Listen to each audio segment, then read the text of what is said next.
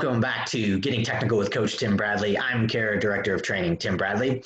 And today, the training concept we're going to tackle is heart rate zones and the percentage of time that you want to be spending in each one of these zones. So as you can see on screen here, we've got your typical Garmin data. You can also find us on Strava. A few other platforms will also show it. And what it does is basically break down how much time and percentage of time you spent in each one of these heart rate zones. So as you can imagine, zone 1 is meant to be the easiest, the lowest intensity, and that generally is your, very slow runs, easy warm up, something where you may not even be looking at your pace. You're just, running at a very, very light intensity. The second zone is what you would normally see at like the beginning of a run, or just a little bit more of a harder effort than zone 1. It might be, a more brisk warm up. It might be a little bit more of a harder, easy run, but generally still a very, very low intensity. The two zones, zone 3 and zone 4, are where a lot of people spend their time on their midweek runs, long runs, tempo runs. So zone 4 and zone 3 will really take up a big bulk of percentage of time for most people.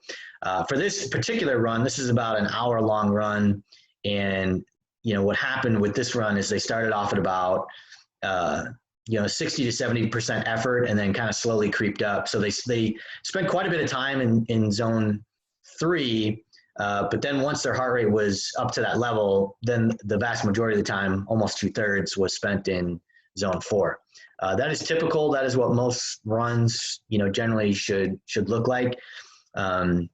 Especially if it's an hour run or over an hour, they're generally going to look like this when you break it down in this graph. Couple things to note though: if you're looking for a lower intensity run, like if you're trying to recover, and you're just looking for less intense effort, then you want to see more of your training time in these two zones, zone 2 and zone 3. If you're doing a tempo run or a marathon pace run, you want to spend more time in zone 3 and zone 4. And then if you're doing something that is even more intense, something like a race or speed work intervals, that's where you're going to spend most of your time in zone 4 and zone 5.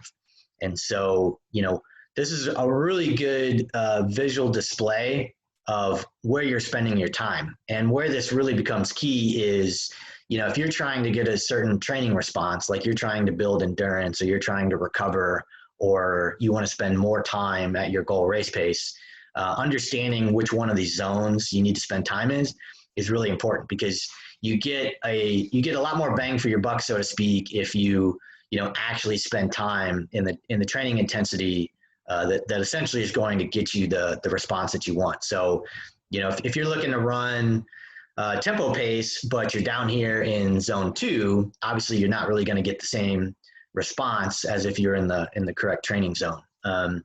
Same thing with racing. If you go back at a particular race or race effort, and you see that maybe you really didn't spend too much time in zone 5, most of your time was in zone 4, you may realize, oh, I could probably push myself a little bit harder. I spent most of my time in zone 4. I still had some room there in terms of my heart rate. So, but again, nowadays, all this information is readily available. You can go back at your runs on any given day and look at the percentage of time that you spend in each one of these zones, and just be mindful of which zone you're in and what you're trying to elicit from that run each day. So hopefully that's helpful. This is Getting Technical with Coach Tim Bradley. Thanks for watching.